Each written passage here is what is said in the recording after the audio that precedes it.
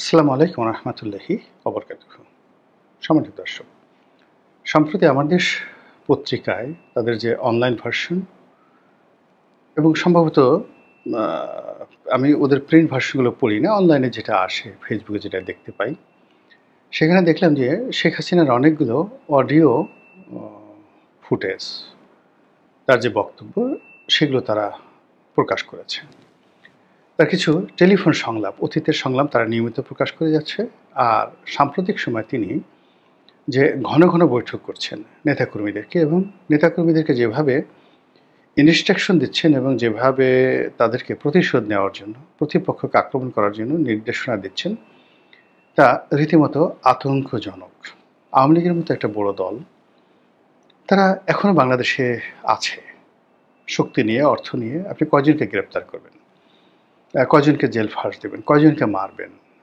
এদের একটা যে বিরাট শক্তি, আপনি চিন্তা করুন যে ১৮ কোটি মানুষের মধ্যে যদি 35% লোক 35% লোক আওয়ামী লীগ করে, তাহলে তো প্রায় ৬.৫ কোটি মানুষ। তো ৬.৫ কোটি মানুষের যে একটা জনারণ্য, এটি পৃথিবীর অনেক বড় বড় দেশের চাইতেও বড়। এই জনারণ্যের কয়জনকে আপনি গ্রেপ্তার করবেন? ১ লাখ? ১ লাখ লোক তো ধারণ করতে পারবে না জেলখানাতে। ৬ কোটি বা ৬.৫ কোটি মানুষের মধ্যে আপনি কয়জনকে দেশের বাইরে পাঠাবেন? ১০,০০০? ১০,০০০-এর বেশি লোক পালায়নি। দেশের বাইরে ১০,০০০ও যায়নি। আমার কাছে মনে হচ্ছে ১,০০০, ২-৩ লোক দেশের বাইরে যেতে পেরেছে। আর দেশের মধ্যে হয়তো ৪-৫ লোক বাস্তুচ্যুত হয়েছে। পটুয়াখালীর লোক কুড়িগ্রাম গিয়েছে, কুড়িগ্রামের লোক ঢাকায় এসেছে, ঢাকার লোক খুলনাতে গিয়েছে। এইভাবে লাখ পাঁচেক লোক বাস্তুচ্যুত হয়েছে। কিন্তু কমিউনিকেশনের কারণে তারা ওই এলাকা থেকে আরও ভয়ঙ্কর হয়ে পড়েছে। যেমন ধরুন একজন নেতা, পটুয়াখালীর একজন নেতা, ফরিদপুরের একজন নেতা, তিনি তো মূলত উপজেলা চেয়ারম্যান বা নেতা, তিনি বান্দরবনে চলে গেলেন বা কুড়িগ্রামে চলে গেলেন, নীলফামারীতে চলে গেলেন। তিনি সেখানে খুঁজে খুঁজে ওখানকার আওয়ামী লীগের যারা নিরীহ নেতা, তাদেরকে তিনি সংগঠিত করবেন এবং তাদের মধ্যে মিশে যাবেন, তাদের আত্মীয় রূপে, এবং তাদেরকে ভরসা দেবেন, টাকা থাকলে টাকা দেবেন এবং তাদেরকে দিয়ে যে কোনো একটি রাজনৈতিক কর্মকাণ্ড ঘটাবেন। এই যে গেরিলা প্রকৃতির যে কর্মকাণ্ড, এটা শিখিয়ে দিতে হয় না, এটা স্বয়ংক্রিয়ভাবে চলতে থাকে। নেতা না হুকুম দিলেও কিন্তু এই কাজগুলো চলতে থাকে এবং এভাবে পৃথিবীর বহু বহু বিপ্লব সংগঠিত হয়েছে। লেনিন, ইলিশ ভ্লাদিমির লেনিন, তিনি তো বহু বছর বিদেশে ছিলেন, রাশিয়াতে ছিলেন না, কিন্তু বিদেশে থেকে ওই যুগে তিনি রাশিয়ার সেই বলশেবিক বিপ্লব, এটিকে তিনি নেতৃত্ব দিয়েছিলেন। আবার আয়াতুল্লাহ খামেনি, তখন তার যাকে বলা হয় ফেসবুক, টুইটার কোনো কিছু ছিল না। এমনকি টেলিফোনে ফ্রান্স থেকে সরাসরি ইরানে কথা বলার কোনো সুযোগ ছিল না। কিন্তু তিনি ইরানের মতো একটা বড় বিপ্লব ঘটিয়ে দিলেন, যা কিনা এখনও ইরান এমন একটা শক্তি হয়ে গেছে, সারা দুনিয়াকে তারা নিয়ন্ত্রণ করছে বলতে গেলে। ভয় দেখাচ্ছে, বন্ধুত্বের আবরণে ডাকছে। রাশিয়া, ভারতকে তারা একত্র করে ফেলেছে, আমেরিকা, ইউরোপকে তারা ভয় দেখাচ্ছে। তো সব মিলিয়ে যে মানুষটির কারণে এই বিপ্লব সংগঠিত হয়েছিলেন, তিনি কিন্তু প্রবাসে ছিলেন। তো অতীতের যদি আপনি এই ধরনের সফল বিপ্লব, ফিরে আসা, রাষ্ট্র পরিবর্তন করা, সরকার পরিবর্তন করা, এই জিনিসগুলো দেখেন, সে তুলনায় বর্তমান জামানাতে এই কর্মগুলো করা অনেকটা সহজ। আগে যেখানে ১০ মাস লাগতো, এখন সেটা ১০ দিনে সম্ভব। আগে যেখানে ১০ বছর লাগতো, এখন সেটা বলতে গেলে ১ মাসের মধ্যে সম্ভব, টেকনোলজির কারণে। নচেত যে আওয়ামী লীগ গত ১ বছর আগে ক্ষমতাচ্যুত হয়েছে এবং যেভাবে ক্ষমতাচ্যুত হয়েছে এবং যেভাবে শেখ হাসিনা দেশের বাইরে চলে গেছেন, আমার তো মনে হয় যে ৭০-এর দশকে হলে, ৮০-র দশকে হলে, ১০ বছরের আগে তো কথাই বলা যেত না, নামই উচ্চারণ করা যেত না। আপনি ৭৫-এর ১৫ই আগস্টের পরে ৩-৪ বছরের মধ্যে তো আওয়ামী লীগের সরেয়া উচ্চারণ করাই যায়নি। আওয়ামী লীগের লোকজনকে গ্রামে যে কী দুরবস্থার মধ্যে তাদের কাটাতে হয়েছে ৭৫, ৭৬, ৭৭ সনে। আমি একটা আওয়ামী প্রধান এলাকার বাসিন্দা, আমার স্পষ্ট মনে আছে, যেটা বলার মতো না। অনেকে জানাজা পড়াতে চাইতো না, যে আওয়ামী লীগের লোকজন তারা হিন্দু হয়ে গেছে, এদেরকে জানাজা পড়ানো যাবে না। আর এখন কি হচ্ছে, আওয়ামী লীগের লোকজন ঝটিকা মিছিল করছে, বাইরের মানুষ তালি দিচ্ছে। এখন সামাজিক মাধ্যমে শেখ হাসিনার পক্ষে স্লোগান হচ্ছে, লক্ষ লক্ষ মানুষ লাইক দিচ্ছে, কমেন্ট দিচ্ছে, শেয়ার দিচ্ছে, অথচ এই মানুষগুলো গত ১ বছর আগে আওয়ামী লীগের বিরোধী ছিল। যেটা বলছিলাম যে শেখ হাসিনার যে বক্তব্য প্রচার করেছে আমার দেশ, তার মাধ্যমে স্পষ্টত বোঝা যাচ্ছে যে শেখ হাসিনা খুব দ্রুত কিছু একটা করতে চাচ্ছেন। এর কারণ হলো তার বয়স এখন প্রায় ৮০ বছর। তিনি তার সীমাবদ্ধতা জানেন এবং তিনি জানেন যে এখন তাকে প্রতিটা সেকেন্ড কাউন্ট করতে হচ্ছে। দিন যত যাবে তার শরীর ভেঙে পড়বে, সবকিছু তার নিয়ন্ত্রণের বাইরে চলে যাবে। ফলে তিনি সাকল্যে যদি ১ বছর ১.৫ বছরের মধ্যে তিনি ফিরে আসতে না পারেন, তিনি রাজনীতিতে আওয়ামী লীগের একটা অবস্থান তৈরি করতে না পারেন, তিনি যদি তার উত্তরাধিকার মনোনীত করতে না পারেন, জয়, পুতুল, ববি, তার যারা আপনজন রয়েছে, শেখ পরিবার রয়েছে, তাদেরকে রাজনীতিতে পুনর্বাসিত করতে না পারেন, তাহলে আগামীতে আওয়ামী লীগের রাজনীতি থেকে পুরো শেখ পরিবার মাইনাস হয়ে যাবে। ফলে তার ১৫ বছরের সরাসরি অভিজ্ঞতা, আর রাজনীতিতে সে কত বছর হলো, উনি ১৯৮১ সনে এসেছেন বাংলাদেশে। ৮১ সন থেকে এই পর্যন্ত প্রায় ৫০ বছর হয়ে গেল।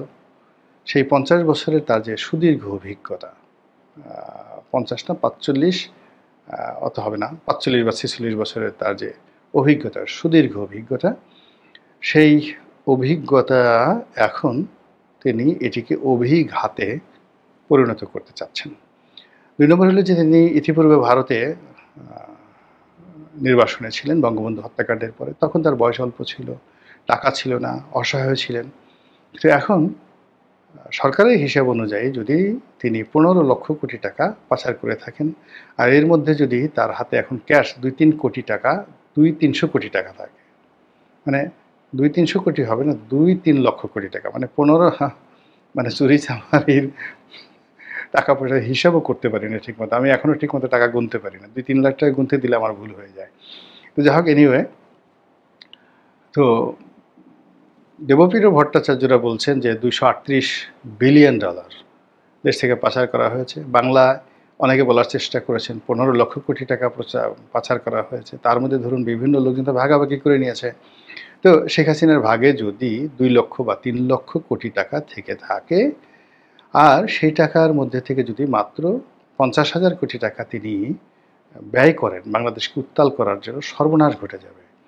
আমাদের দেশে মানে টাকা এত powerful, it is so sexy এবং সো সেলিব্রিটি। এখন টাকার চাইতে কোনো সেলিব্রিটি নাই।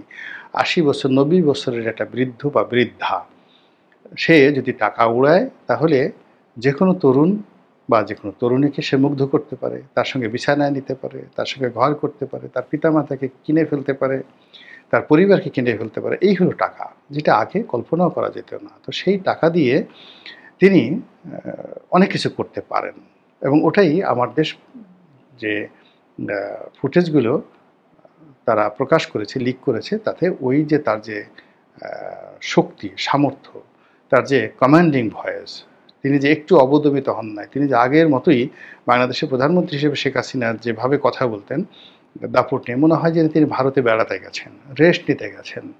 তো রেস্ট নিতে গিয়েছেন, এখন ভারতে গিয়ে তিনি তার নেতাকর্মীদেরকে হুকুম দিচ্ছেন, এবং তিনি এখনও তিনি মনে করছেন যে বাংলাদেশে তিনি বৈধ প্রধানমন্ত্রী, আবার আগামীতেও তিনি প্রধানমন্ত্রী থাকবেন। এই দেশটা তারই, তার বাবাই যুদ্ধ করেছেন। তো তিনি এই মধ্যে যে ঘটনাগুলো আমরা এখন এখানে বসে বলছি যে এই জুলাই আগস্ট বিপ্লবে হাজার হাজার মানুষ আহত হয়েছে, হাজার হাজার মানুষ নিহত হয়েছে, শেখ হাসিনা এটা করেছে, ওটা করেছে, এই পুরো জিনিসগুলোকে তিনি জাদুঘরে পাঠাতে চান।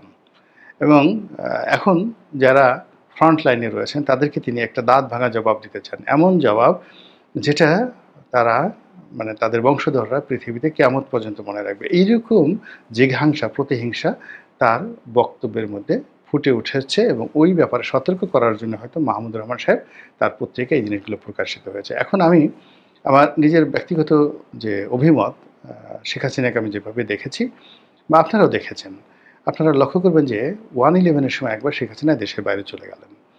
তো উনি গেলেন চিকিৎসার জন্য। এর কারণ হলো 21 আগস্টের যে গ্রেনেড হামলা হয়েছিল বিএনপির জমানাতে, এই গ্রেনেড হামলাতে তার একটা কান সম্পূর্ণ নষ্ট হয়ে যায়। তো সেই কানের চিকিৎসার জন্য তাকে রেগুলার বিদেশের মাটিতে যেতে হতো, এবং এখন পর্যন্ত তাকে কিন্তু সেই চিকিৎসা নিতে হচ্ছে। এবং এই কারণে কি হলো, বিএনপির নাম শুনলে, তারেক রহমান সাহেবের নাম শুনলে, তারপরে খালেদা জিয়ার নাম শুনলে, লুৎফুজ্জামান বাবরের নাম শুনলে, 21 আগস্টের নাম শুনলে শেখ হাসিনার মনে কী ধরনের প্রতিক্রিয়া তৈরি হতে পারে, তার কানের ব্যথাটাই চিনচিন করে ওঠে।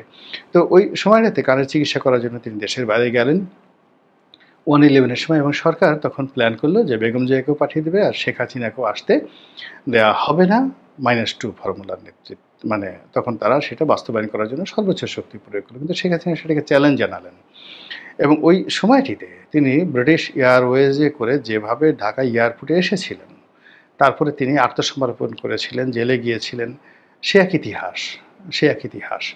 তো কাজেই শেখ হাসিনাকে কেউ যদি কাপুরুষ মনে করেন বা মহিলা মনে করেন, কেউ যদি তাকে ভীরু মনে করেন, তারপরে তিনি ভারত থেকে আর আসবেন না, আমার কাছে এটা 50-50 রাখাটাই বেটার।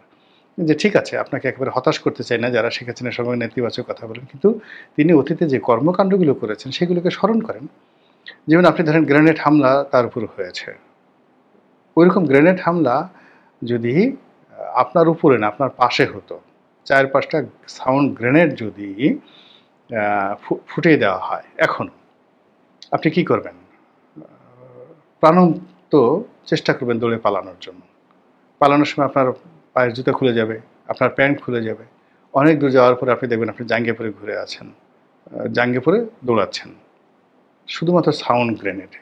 আর অরিজিনাল সে আরজেস গ্রেনেড যেটা শেখ হাসিনার উপর প্রয়োগ করা হয়েছে, সেটা হলে তো আপনি সঙ্গে সঙ্গে মরে যেতেন, সঙ্গে সঙ্গে মরে যেতেন, জ্ঞান হারিয়ে ফেলতেন। এবং ওখানে দেখেন যত মানুষ চোখের সামনে 18 জন না 30 জন কতজন সেখানে ছিন্ন বিচ্ছিন্ন হয়ে গেছেন সেই গ্রেনেড হামলায়, হাজার হাজার মানুষের শরীরে স্প্লিন্টার। তো ওর মধ্যে শেখ হাসিনা একেবারে সুন্দরভাবে হেঁটে হেঁটে এসে তিনি গাড়িতে উঠলেন, আবার সেই গাড়িতে উঠে সেটার প্রতিবাদ জানানোর জন্য পার্লামেন্টে তিনি বক্তব্য দেওয়ার চেষ্টা করলেন, ক্যান্টনমেন্টে যাওয়ার চেষ্টা করলেন। মানে দিস ইজ শেখ হাসিনা, যাকে দমানো যায়নি। তার বাবা মারা গেছেন, মানে নিহত হয়েছেন, মা, পুরো পরিবার 75 15 আগস্টের যে ঘটনা ঘটেছে, আপনার আমার জীবনে এই ঘটনা ঘটলে আমরা পাগল হয়ে যেতাম, অর্ধোন্মাদ না, পুরো পাগল হয়ে যেতাম, কাপড় চোপড় থাকতো না শরীরে। কিন্তু এত কিছুর পরও তিনি রুখে দাঁড়িয়েছেন, নিজেকে যাকে বলা হয় রাষ্ট্র ক্ষমতায় নিয়েছেন, পিতৃহত্যার বিচার করেছেন, মানে তার যা যা কামনা বাসনা ছিল সব কিছু করেছেন। এবং তিনি গর্ব করে প্রায় বলেন, জীবনে যা কিছু পেয়েছি, চেয়েছি সব কিছু পেয়েছি, করতে চেয়েছি, করতে সামর্থ্য দিয়ে মানে আল্লাহ দিয়েছেন। কাজেই তিনি এই যে ধরে নিয়েছিলেন যে তাকে মেরে ফেলা হবে, তিনি এটা সবসময় বলতেন যে আমি পালাবো না, আমাকে মেরে ফেলা হোক, এবং আমাকে পাড়িয়ে মেরে ফেলা হোক, ফাঁসি দেওয়া হোক, আমি এই দেশ ছেড়ে যাব না, এরকম তার একটা ডিটারমিনেশন ছিল। কিন্তু সামহাও তিনি গেছেন, পালিয়ে গেছেন, হেলিকপ্টারে উঠে গেছেন, আপনি যেভাবে বলেন না কেন তিনি বেঁচে আছেন। তো তার কাছে মনে হচ্ছে যে তিনি বেঁচে আছেন, এটা বিধাতার একটা আশীর্বাদ, আল্লাহর একটা ইঙ্গিত। আরও কিছু অসমাপ্ত কাজ করার জন্য বোধহয় আল্লাহ থেকে বাঁচিয়ে রেখেছেন, এবং সেই অসমাপ্ত কাজ করার জন্যই তিনি এখন এই যে দাম্ভিকতা দেখাচ্ছেন, ছটফট করছেন, দেশে আসার জন্য চেষ্টা করছেন, জড়িত করছেন। তো এটা সঙ্গত কারণে আওয়ামী যারা বিরোধী শক্তি তাদের জন্য একটা ব্যাড সিগন্যাল। শেখ হাসিনা এমনি খুবই অস্থির প্রকৃতির, খুবই জেদি, এবং এটা বঙ্গবন্ধু নিজেও বলেছেন যে তার এই মেয়েটা অসম্ভব জেদি। এবং এই সকল জেদি মানুষ যারা পুরুষ এবং নারী, তারা বুড়ো হয়ে গেলে আরও বেশি জেদি হয়ে যায়। আপনি দেখবেন যে সারা জীবন যে মহিলা বা যে পুরুষ ক্যাটক্যাট ক্যাটক্যাট করতেন, ঝগড়াঝাটি করতেন, বুড়া হওয়ার পরে সে লোকজন নাই, মরে গেছে, বুড়ি মরে গেছে বা বুড়া মরে গেছে, একা একা সে রুমের মধ্যে বসে বসে সারাদিন ক্যাটক্যাট ক্যাটক্যাট করতেই থাকে। এরকম জেদ এদের যায় না, এদের যত বুড়ো হয় তত জেদ বাড়তে থাকে। তো শেখ হাসিনা এখন যেখানে আছেন, তিনি ভারত রীতিমতো অত্যাল এবং অস্থির করে ফেলছেন যে ঠিক আছে, তোমরা আমাকে সাহায্য করতে পারলে করো, না পারলে আমাকে ছেড়ে দাও, আমি আমার মতো যাই, আমি যদি মরি বাংলাদেশে গিয়ে মরবো, আমি সীমান্ত দিয়ে চলে যাব, টুস করে ঢুকে পড়বো, অথবা তোমরা আমাকে এয়ারপোর্ট পর্যন্ত পৌঁছে দাও। তো এই জিনিসগুলো না প্রতিদিনই এটা নিয়ে কিন্তু ভারত উত্তপ্ত হচ্ছে। ভারতের উত্তরপাড়া, দক্ষিণ পাড়া, সাউথ ব্লক, নর্থ ব্লক, সব প্রতি মুহূর্তে এখন শেখ হাসিনা এখানে আলোচনা হচ্ছে, বিহারে আলোচনা হচ্ছে, উড়িষ্যাতে আলোচনা হচ্ছে, ওখানে মুসলিম কমিউনিটির মধ্যে আলোচনা হচ্ছে, মোদি বিরোধীদের মধ্যে আলোচনা হচ্ছে। এর মধ্যে মোদি যেভাবে তাকে যাকে বলা হয় ওন করে রেখেছে, এবং যেভাবে তাকে প্রোটোকল দিয়ে যাচ্ছে, এবং যেভাবে ডক্টর মোহাম্মদ ইউনূসকে এখনও পর্যন্ত, এইবার ধরেন ডোনাল্ড ট্রাম্পের সাথে দেখা হবে বা ডক্টর মোহাম্মদ ইউনূসের সাথে দেখা হবে, এই জন্য নরেন্দ্র মোদী সেই জাতিসংঘ অধিবেশনে গেলেনই না। তো তিনি বাংলাদেশকে একটা জিদ হিসাবে ভারত বা দিল্লি এই মুহূর্তে গ্রহণ করেছে, এবং সেখানে এই যে শেখ হাসিনার যে জিদ, এই জিদগুলো যদি আমরা সম্মিলিতভাবে মোকাবেলা করতে না পারি, তাহলে দেখা যাচ্ছে যে শেখ হাসিনা যে জিনিসগুলো করতে চাচ্ছেন সেটা জলে, স্থলে এবং অন্তরিক্ষে। অবস্থার দৃষ্টিতে মনে হচ্ছে ডক্টর মোহাম্মদ ইউনূসের এই সরকার এই প্রথমবার সেনাবাহিনী, পুলিশ এবং অন্যান্য আইনশৃঙ্খলা রক্ষাকারী বাহিনী সম্মিলিতভাবে চেষ্টা করছে আওয়ামী লীগের যারা মিছিল করছে তাদেরকে ধরার জন্য, এবং দেশের মধ্য থেকে যারা এই সকল কর্মকাণ্ড, আওয়ামী লীগের যে রাজনৈতিক কর্মকাণ্ড অর্গানাইজ করছে তাদেরকে পাকড়াও করার জন্য। এবং ইতিমধ্যে আপনারা জানেন যে গত কয়েকদিনে কয়েক হাজার নেতাকর্মীর যে মিছিল করার যে চেষ্টা, সেখান থেকে বহু সংখ্যক আওয়ামী লীগের নেতাকর্মীকে গ্রেপ্তার করা হয়েছে। এর মধ্যে উল্লেখযোগ্য নেতা হিসেবে একজন সংসদ সদস্য, সাবেক সংসদ সদস্য, তাকে গ্রেপ্তার করা হয়েছে, এবং অন্যান্য যারা রয়েছেন বাংলাদেশে পৌরসভার মেয়র, উপজেলা চেয়ারম্যান, ভাইস চেয়ারম্যান, পাইকারি হারে তাদেরকে গ্রেপ্তার করা হচ্ছে। আপনারা জানেন যে জেলখানা এখন আওয়ামী লীগের লোকজনে পরিপূর্ণ। এমনকি আওয়ামী লীগের যে সকল মহিলা নেত্রী রয়েছে তাদের সংখ্যা যে কত আমি এটা বলতে পারবো না, তবে বিভিন্ন কারাগারগুলোতে যে মহিলা সেল রয়েছে সেখানে আওয়ামী লীগের মহিলা নেতৃত্বের দ্বারা বা কর্মীদের দ্বারা পরিপূর্ণ হয়ে গেছে। অভিযোগ আসছে যে জেলখানাতে মহিলা যারা বন্দী রয়েছে তারা আনহ্যাপি, সেখানে অনেকে মিছিল করছেন পজিটিভ অর্থে, আমরা যেটা জানতে পারছি। আর নেতিবাচক কথা হলো যে তাদেরকে জুলুম করা হচ্ছে, নির্যাতন করা হচ্ছে। কেন করা হচ্ছে, কী কারণ করা হচ্ছে, এই ব্যাপারে কারা কর্তৃপক্ষ কোনো বক্তব্য দেয়নি। তবে এখানে একজন জেলারের, মহিলা জেলারের নাম স্পষ্টত চলে আসছে। এরকম ভীতি ছড়িয়ে পড়েছে, আওয়ামী লীগের নেতাকর্মীদের মধ্যে ভীতি ছড়িয়ে পড়েছে যারা দুর্বল চিত্তের। আর অন্যদিকে এই ধরনের জুলুম এবং অত্যাচারে যেটা হয়, আওয়ামী লীগের যারা সাহসী মানুষ তারা আরও বেপরোয়া হয়ে পড়েছে, এবং তাদের মধ্যে এক ধরনের যাকে বলা হয় বন্ড তৈরি হয়ে গেছে যে দেয়ালে পিঠ থেকে গেছে, আর কি হবে, জেলে নিবে, মেরে ফেলবে, গুম করবে। কিন্তু আমরা এখন যেভাবে পালিয়ে আছি, যেভাবে বাড়ি যেতে পারছি না, তো সেখানে ধরে নিয়ে যাক, অসুবিধা নেই, কিন্তু লড়াই করব।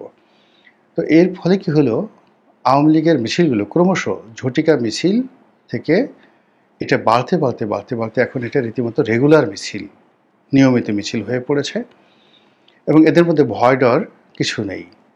তারা হুটহাট করে রাজধানীর ব্যস্ততম এলাকাতে মিছিল করছে, পুলিশের সামনে মিছিল করছে, তারপরে পুলিশের গাড়িকে ঘেরাও করে মিছিল করছে, এবং পুলিশ কোনো অ্যাকশনে যেতে পারছে না। এই কারণ হলো যে একটা গাড়িতে যদি 6-7 জন পুলিশ থাকে আর মিছিলকারী যদি 1000 হয়, পুলিশের সেখানে আসলে কিছু করার থাকে না। উল্টো পুলিশের মনে একটা আতঙ্ক তৈরি হয় যে এরা যদি আমাদের প্রতি আক্রমণ করে, আমাদের অস্ত্র ছিনিয়ে নেয়, কী করার আছে। এর কারণ হলো এই পুলিশ তো কিছুদিন আগে যেভাবে নির্মমতার শিকার হয়েছে এবং যেভাবে তাদেরকে মারা হয়েছে, যেভাবে তাদের অস্ত্র গোলাবারুদ লুট করা হয়েছে, সেগুলোতে এখন উদ্ধার করা হয়নি। তো কাজেই পুলিশের মধ্যে একটা আতঙ্ক রয়েছে। দ্বিতীয়ত, যে চিরুনি অভিযানটা চালানোর জন্য যেটা দেখলাম যে সরকার এতটা দৃঢ় প্রতিজ্ঞ যে এখানে যদি কোনো এলাকাতে আওয়ামী লীগের মিছিল হয়, ছাত্রলীগের মিছিল হয়, তাহলে সেই এলাকার যে ওসি, থানার যে ভারপ্রাপ্ত কর্মকর্তা, তাকে প্রত্যাহার করা হবে। সরকার এটা কঠোরতা দেখাচ্ছে বা হুকুম দিচ্ছে, কিন্তু এটার ফলাফল ভালো হবে না। এর কারণ হলো যে এখন যারা ওসি রয়েছেন তারা চেষ্টা করলেও ঢাকার কোনো এলাকা বা বিশাল, ধরুন একটা থানাতে বিশাল এলাকা, একটা থানায় কজন পুলিশ থাকে, তার পক্ষে, ওসির পক্ষে কোনো অবস্থাতে একটা থানার মধ্যে যে মিছিল হবে দিনে বা রাতে, এটা পুলিশের পক্ষে নিয়ন্ত্রণ করা সম্ভব নয়, এমনকি অ্যাকশন নেওয়া সম্ভব নয়। এমন অনেক এলাকা রয়েছে যে এলাকা টিল নাও আওয়ামী লীগের বাইরে অন্য কোনো নাম সেখানে নেওয়া যায় না, এবং সেখানে বিএনপি, জামাতের যারা লোকজন আছে তাদের নামই জানে না। আমি জাস্ট নিজের একটা প্র্যাকটিক্যাল এক্সপেরিয়েন্স বলি, যেটা নিয়ে আমি লেখা লিখব। সেটা হলো, আমি কয়েকদিন আগে এই টাঙ্গাইলের সখীপুরের একটা রিসোর্টে বেরিয়ে আসলাম। একেবারে প্রত্যন্ত বনের মধ্যে একটা এলাকা, আওয়ামী লীগ প্রধান। অসংখ্য মানুষের সঙ্গে কথা হলো, সাধারণ আমজনতা। তো তারা রাজনীতির ব্যাপারে ওয়াকিবহাল, কিন্তু তাদেরকে যদি জিজ্ঞেস করলাম যে আওয়ামী লীগের ভবিষ্যৎ কী, তো তারা বলে আওয়ামী লীগের ভবিষ্যৎ কী, আমরা তো আওয়ামী লীগই করি, ভালো কথা। তারপরে বিএনপি এখানে কারা কারা করে, বলে না এখানে কেউ বিএনপি করে না, আগামীতে বিএনপির প্রার্থী হবে কে। তো বললো যে আমরা তো জানি না, শুনছি বাসাইল থেকে, মানে সখীপুর না, বাসাইল থেকে কেউ একজন হবে, এরকম কথাবার্তা। তো এইরকম এলাকাতে আপনি পুলিশ দিয়ে কী করবেন? এবং ওই যে মানে বনের মধ্যে, মানে মাইলের পর মাইল, শত শত নয় হাজার হাজার একর বনভূমির মধ্যে দেখা গেল যে পরিবারগুলো বসবাস করছে বিচ্ছিন্নভাবে, তারা আওয়ামী লীগ করে। ওখানে আপনি রেড দিয়ে, তারপরে ওখানে আপনি কোনো অবস্থাতে কিছু করতে পারবেন না। এখন ওই এলাকাতে যদি লোকজন জড়ো হয়ে, যেমন একটা বাজার আছে, তক্তারচালা বাজার আছে, তারপরে হলো আমের চারা বাজার আছে, এরকম বনের মধ্যে ছোট ছোট বাজার আছে। তো সেখানে যদি একটা মিছিল করা হয়, পুলিশের বাপেরও সাধ্য নাই এই ডিটেলসগুলো আনা। তো এইরকম যাকে বলা হয়, রিয়ালিটি হলো এটা যে পুলিশ এটা পারবে না। আর সরকারের জন্য রিয়ালিটি হলো সরকার এটা কোনো অবস্থাতেই সহ্য করতে পারছে না। প্রতিদিন মিছিল বাড়ছে, মিছিল থেকে অকথ্য ভাষায় গালাগাল দেওয়া হচ্ছে। এই বাংলাদেশে এখনও শেখ হাসিনাকে প্রশংসা করা হচ্ছে, শেখ হাসিনা ফিরে আসার জন্য স্লোগান তোলা হচ্ছে, শেখ হাসিনা জিন্দাবাদ বলা হচ্ছে, শেখ হাসিনা সঠিক। মানে আওয়ামী লীগ জামানাতে শেখ হাসিনার যে শক্তিমত্তা ছিল নেতাকর্মীদের মধ্যে, অনেক নেতাকর্মী তার ব্যাপারে বিক্ষুব্ধ ছিল, অনেকে তাকে গালাগাল করতো, অনেকে চাইতো যে তার একটু শিক্ষা হওয়া উচিত। কিন্তু অবাক করার ব্যাপার হলো, তার ক্ষমতা হারানোর পরে আওয়ামী লীগের মধ্যে যে ইউনিটি চলে এসছে, তার ফলে এখন আওয়ামী লীগের সবাই এক বাক্যে শেখ হাসিনা সঠিক ছিল, এই দেশের জন্য শেখ হাসিনাই দরকার, এবং শেখ হাসিনার কোনো বিকল্প নাই, তিনি আসলে বাংলাদেশ ঠান্ডা হয়ে যাবে। এই ন্যারেটিভটা আওয়ামী লীগের প্রতিটা লোক বলছে। হাতে গোনা সোহেল তাজের মতো 2-4 জন আছে যারা আতিলগিরি দেখাচ্ছেন, কথাবার্তা বলছেন। আমার মতো কিছু লোকজন আছেন, আমরা এখানে এসে আওয়ামী লীগের বিরুদ্ধে ইনিয়ে বিনিয়ে বিভিন্ন কথাবার্তা বলার চেষ্টা করছি। কিন্তু যারা আওয়ামী লীগের সত্যিকার ডেডিকেটেড যারা লোকজন রয়েছে, তারা আওয়ামী লীগের বাইরে, বঙ্গবন্ধুর বাইরে, শেখ হাসিনার বাইরে কিচ্ছু চিন্তা করতে পারছে না। এবং তাদের এই আর্ট, অ্যাটিটিউড, এই জিনিসগুলো সরকারের জন্য রীতিমতো গোদের উপর বিস্ফোরা হয়ে পড়েছে। তো সরকার চিরুনি অভিযান চালাচ্ছে। আওয়ামী লীগ ধরো পুরস্কার নাও, ছাত্রলীগ ধরো পুরস্কার নাও, আর আওয়ামী লীগের লোকজন যেখানে পাও সেখানে পিটুনি দাও, মার দাও, এবং যে এই কাজগুলো করতে পারবে সে সরকার খুব ঘনিষ্ঠ হয়ে যেতে পারবে। এবং এটা অনেকটা যাকে বলা হয় মাছ ধরার মতো। মানে বিলে যেভাবে মাছ ধরে, ঘোলা পানিতে মাছ ধরে, সবাই ছিলে বুড়ো নেমে পড়ে, যে যেখানে পারে নিজের হাত দিয়ে মাছ ধরে। এখন আওয়ামী লীগ ধরার জন্য মানুষকে লেলিয়ে দেওয়া হয়েছে, থানা পুলিশ প্রশাসনের সঙ্গে সঙ্গে সাধারণ মানুষকে লেলিয়ে দেওয়া হয়েছে। আওয়ামী লীগ ধরো, থানায় নিয়ে আসো, মামলা দাও, পুরস্কার নাও, আর সরকারের ঘনিষ্ঠজন হও। কিন্তু এত কিছু করার পরেও থামানো যাচ্ছে না, বরং বেড়ে যাচ্ছে। এবং এটাই প্রকৃতির নিয়ম। দিন যত যাচ্ছে শেখ হাসিনা বাংলাদেশে আসবে এই আতঙ্ক সবাইকে তাড়া করছে। আর আওয়ামী লীগের লোকজন অসম্ভব সম্ভব, যুক্তি অযুক্তি কোনো কিছু ভাবছে না। তারা মনে করছে যে এই কালকে শেখ হাসিনা চলে আসবেন, কালকে এসে আবার সেই তাদের আগের মতো দুধ আর নহরের সেই যাকে বলা হয় মানে দুধ আর নহর তৈরি করে, দুধের নহর, মধুর নহর তৈরি করে ফেলবেন। আপনারা সেখান থেকে দুধ আর মধু খাবেন, কোনো পরিশ্রম করতে হবে না। আওয়ামী লীগের লোকজন এরকম একটা জান্নাতি পরিবেশ তারা চিন্তা করছে। এবং তারা মনে করছে যে এই যে এতদিন তাদেরকে যে জুলুম অত্যাচার করা হয়েছে, তাদেরকে যে মামলা মোকদ্দমা দেওয়া হয়েছে, যদি শেখ হাসিনা না হয়, শেখ হাসিনার বাইরে অন্য কোনো বিকল্প নেতৃত্বের কথা তারা চিন্তা করে না। যে এই দেশের 35% আওয়ামী লীগের লোকজন, 35% আওয়ামী লীগের ভোটার কর্মী সমর্থকরা মনে করে তাদের এই দুর্দশা কেবলই মাত্র শেখ হাসিনার দ্বারা দূর করা সম্ভব, কোনো সন্দেহ নাই।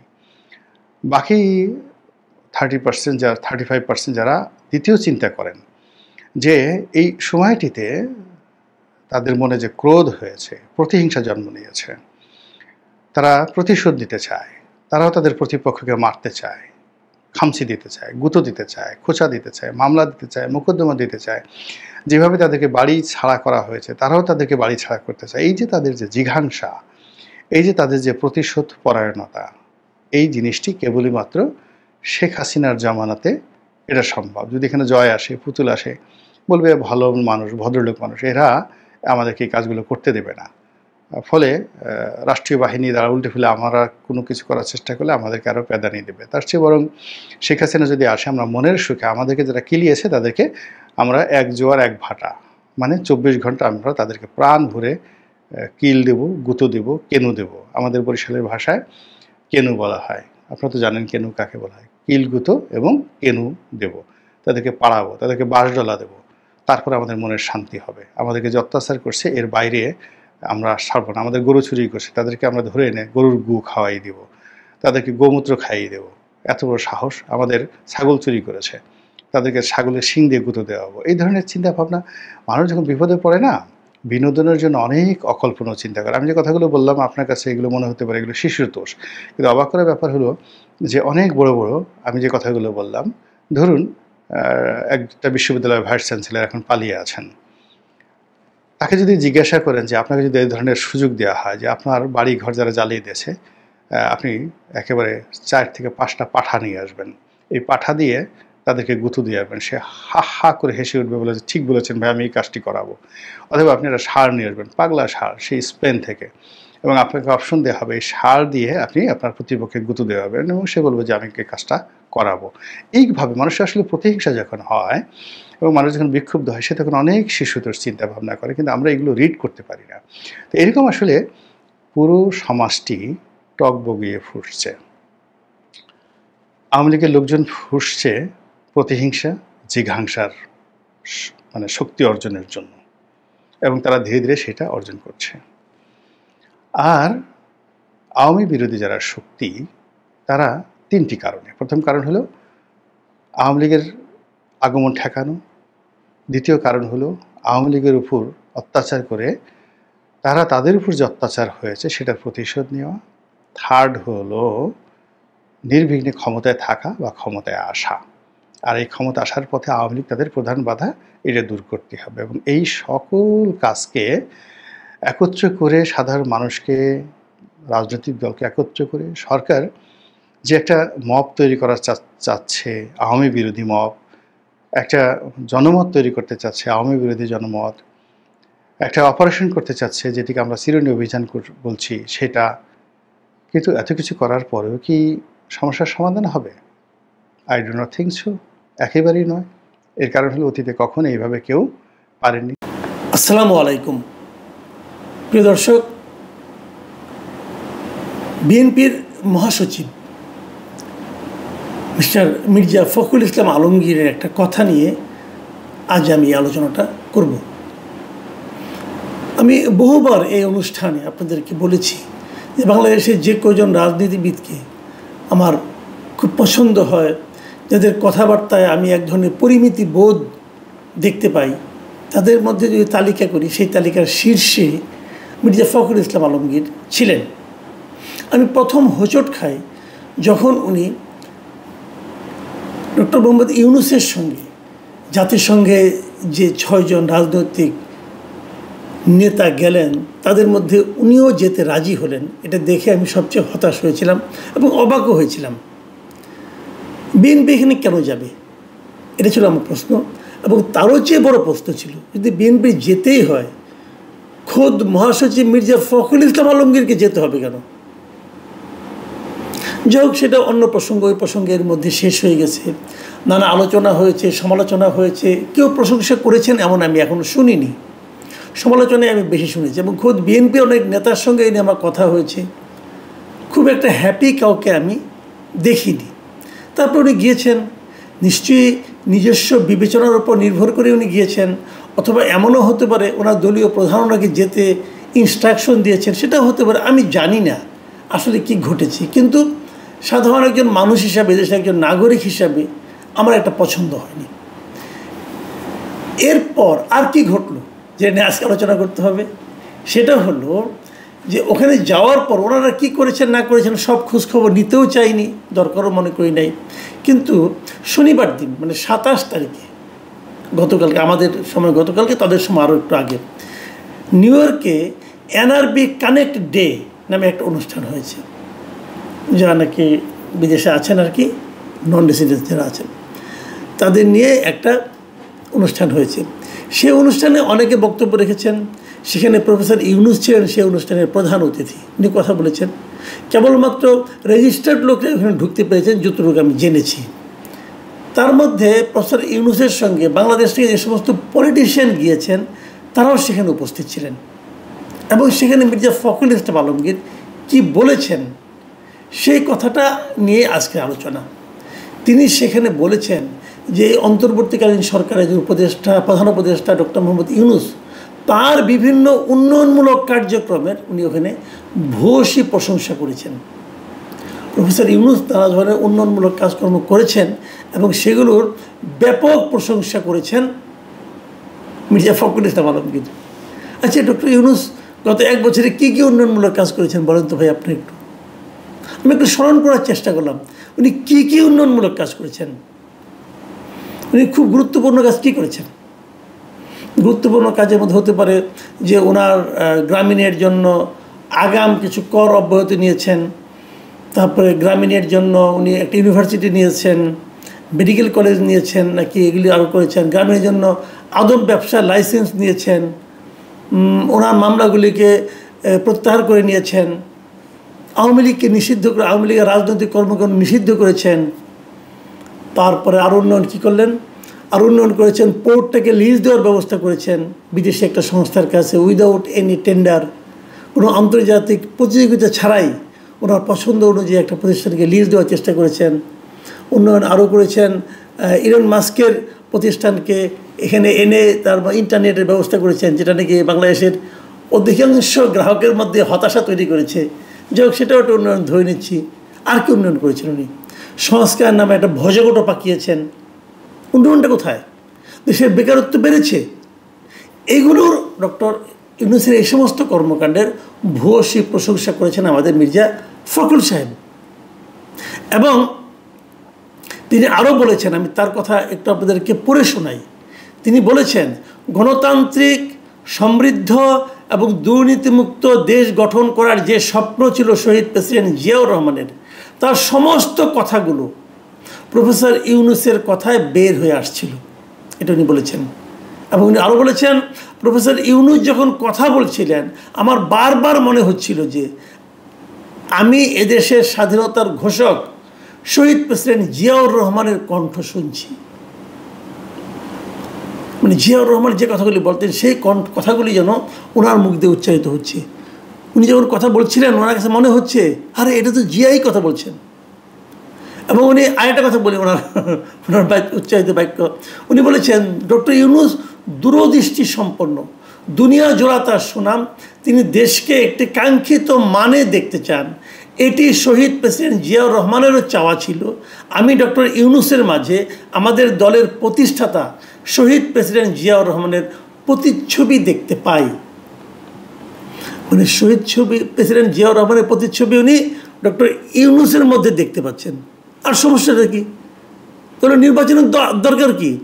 বিএনপির তখন উচিত হবে ডক্টর ইউনুসকে প্রধানমন্ত্রী করার জন্য আন্দোলন করা, অথবা তারা যে সামনে নির্বাচনটা করবেন সেই নির্বাচনে ডক্টর ইউনুসই তো বিএনপির প্রধানমন্ত্রী ক্যান্ডিডেট হতে পারেন।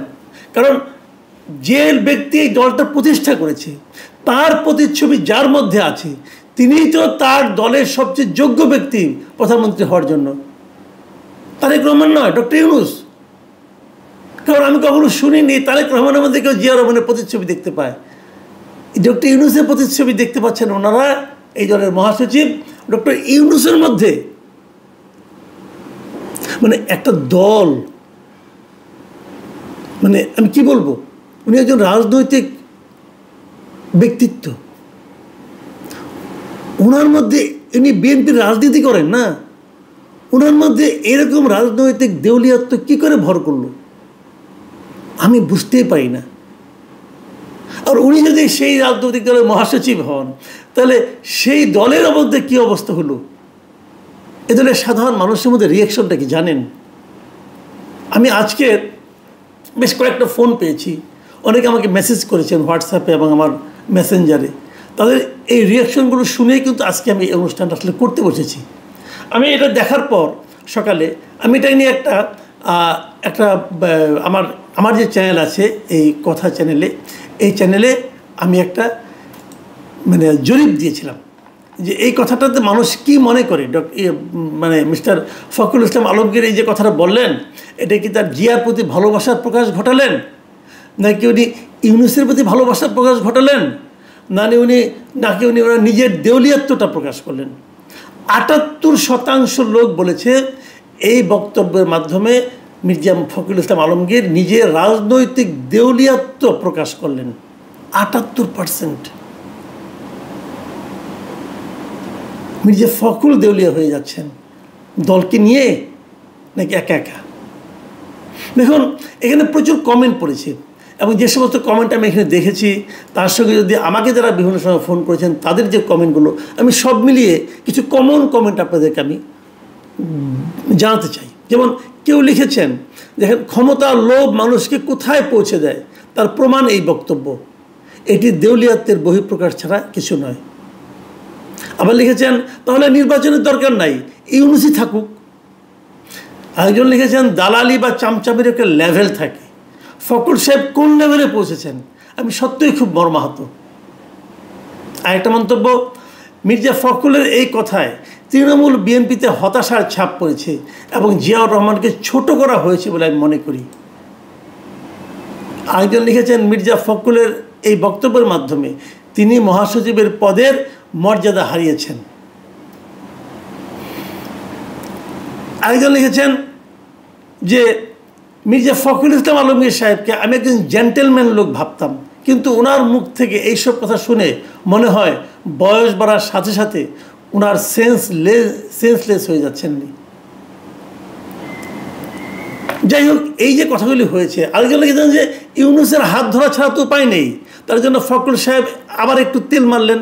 মূল কথা হলো তাদের নির্বাচন দরকার, যার জন্য নিজের অবস্থান যে কতটা নিচে নামাচ্ছে তা হয় ফখরুল সাহেব টের পাচ্ছেন না, পরে বুঝবে ইউনূস কি জিনিস। যাই হোক, আর সমালোচনা করে লাভ নাই। আমি কেবল আরেকটা বক্তব্য বলে শেষ করছি। আমাকে একজন লোক লন্ডন থেকে আমাকে ফোন করেছিলেন।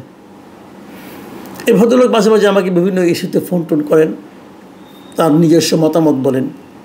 উনি ওনার পিতার রেফারেন্স দিয়ে বললেন যে ওনার বাড়ি নওগাঁ। উনি বলেছেন যে একবার একরকম একটা ঘটনা ঘটেছিল, মানে 80-র দশকের কথা, 80-র দশকের একটু আগে, 78, 79 এরকম টাইমের ঘটনা, যে জিয়াউর রহমান তখন একটা খাল কাটার আন্দোলন করছিলেন। নওগাঁর আত্রাই থানার কালিকাপুর গ্রামের পাশ দিয়ে একটা খাল গেছে। সেই খালটা খননের জন্য জিয়াউর রহমান সশরীরে সেখানে গিয়েছিলেন। খাল কাটার কাজ শেষে দুপুরবেলা খাওয়ার আয়োজন করা হয়েছিল নওগাঁ ডিসি সাহেবের তত্ত্বাবধানে। ব্যাপক আয়োজন খাওয়া দাওয়ার। এটা দেখে জিয়াউর রহমান জিজ্ঞাসা করেছিলেন, এই যে ব্যাপক আয়োজন, এটা আসলে টাকাটা কোত্থেকে আসলো? ততক্ষণে কিন্তু জিয়াউর রহমান সাহেবের হাতটা ধুয়ে খেতে বসবেন এই অবস্থায় ডিসি সাহেব বললেন, এটা সরকারি তহবিল থেকে টাকাটা দেওয়া হয়েছে। জিয়াউর রহমান আর সেই খাবারটা খাননি। উনি কেবল বলেছিলেন যে সরকারি ফান্ডের এভাবে অপচয় করবেন না। এটা হলো জিয়াউর রহমান। জিয়াউর রহমানের যারা প্রচণ্ড সমালোচক তারাও কিন্তু বলবেন জিয়াউর রহমানের সততা এই পর্যায়েই ছিল। আর তার সঙ্গে আপনি তুলনা করছেন সেই ব্যক্তির, যে ব্যক্তি 104 জনের বিশাল বহন নিয়ে যাদের সঙ্গে সাধারণ পরিষদে গিয়েছেন। এদের পেছনে কী পরিমাণ বিপুল ব্যয়, এই ব্যয় কোত্থেকে আসছে? সরকারি ফান্ড থেকে আসছে। জিয়াউর রহমান যেতেন, মির্জা ফখরুল, আপনি জিয়াউর রহমানের সঙ্গে মন্ত্রিসভায় হয়তো বা ছিলেন না, আমি জানি না, আমার মনে নেই। একটু খোঁজ দিয়ে দেখেন না পুরনো নথি ঘেটে জিয়াউর রহমান যখন জাতিসংঘ সাধারণ পরিষদে যে কেউবার গিয়েছেন কতজনের বহন নিয়ে গিয়েছিলেন এবং জিয়ার সেই গমনগুলো কি বর্তমানে চেয়ে কম আলোচিত কম ফলপ্রসূ হয়েছিল? আপনি কার সঙ্গে কার তুলনা করছেন?